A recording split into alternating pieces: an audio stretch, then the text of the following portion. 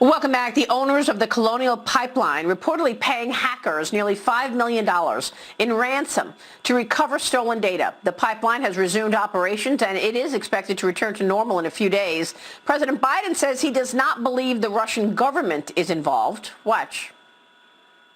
We do not believe the Russian government was involved in this attack, but we do have strong reason to believe that the criminals who did the attack are living in Russia.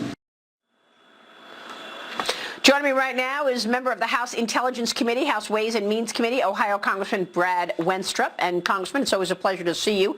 Thank you for being here. What's your take on this Colonial Pipeline mess and the fact that the company has paid ransom?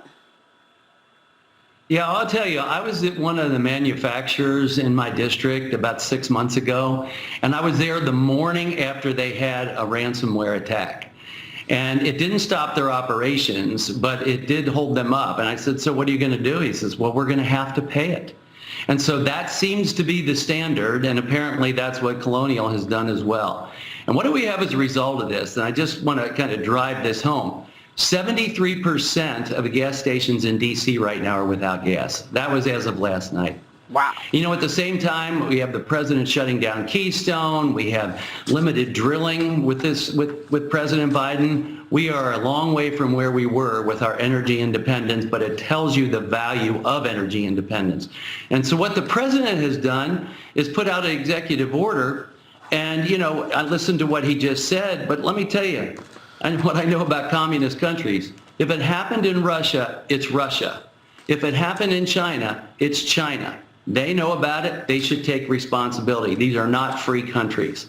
But President Biden has just put together a response playbook, and he wants more reporting.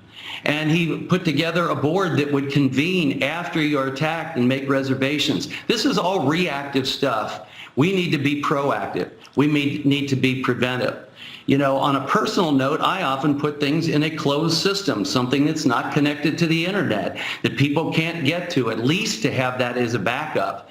And when we have private companies engage with the government, we definitely need to have more security measures in place and possibly produce more of a closed type system. So we got a lot of problems. This has been going on for a while. This is not new, but unfortunately, it seems that we're just trying to respond to it and that we are paying these ransoms, and that's got to stop. We've got to put our heads together and do better.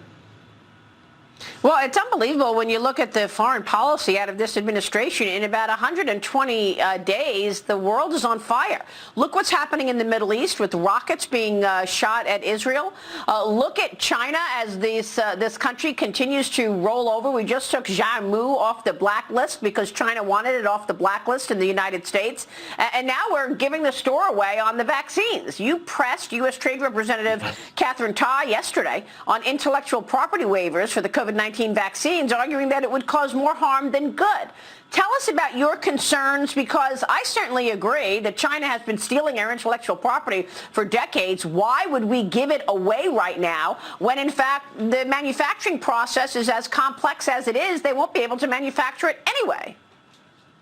Well, you know, if we give this away, you're going to have a hard time getting anyone in private industry to want to engage with the government. But in this particular case, this vaccine, some people think it was just created yesterday and then brought out. This is decades of work, really long-term work. It is strong intellectual property that has great value. China has been trying to steal it as it is, and now we want to give it away. The points I was making yesterday, and this is coming as a physician talking about what I'm concerned about.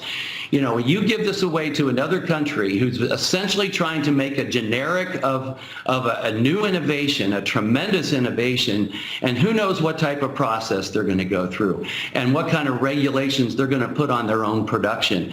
And so the concern is there's going to be adverse effects from someone else creating what we put so much effort into creating so that we are helping people and not hurting people.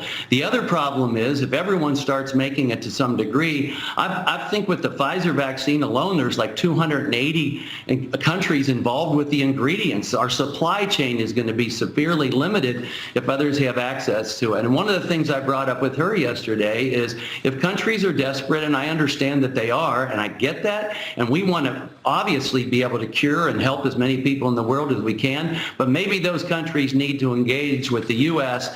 and these companies and say, come to our country, you manufacture it, you have control over it, you do it here as best you possibly can, but not give away the store.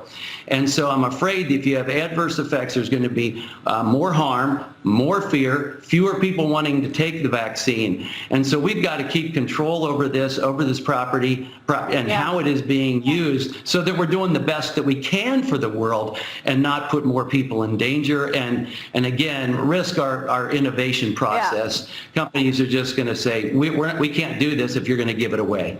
Of course. Of course. Congressman, real quick, we only have a couple of seconds here, but there's 2 more weeks of bipartisan infrastructure meetings at the White House. Is this all optics? I mean, are they really going to compromise on something, or are the Democrats just going to move this plan into reconciliation in June and get what they want on economic policy through one-party vote? Well, I hope that there's enough public pressure, and I do feel like it's getting more and more attention, not just in conservative circles, about increasing taxes and doing things like that to try and pay for it. And understanding, Mitch McConnell's made it very clear that if you're going through regular process, we're not going to you're not going to be able to avoid the filibuster, and hopefully that people stick to that, and that we're going to have to do this in a bipartisan fashion. But the reconciliation so far is going to harm us tremendously. Yeah, it hasn't been a lot of bipartisanship, that's for sure. Congressman, thank you, sir. Brad Wenstrup. We'll be right back. Stay with us.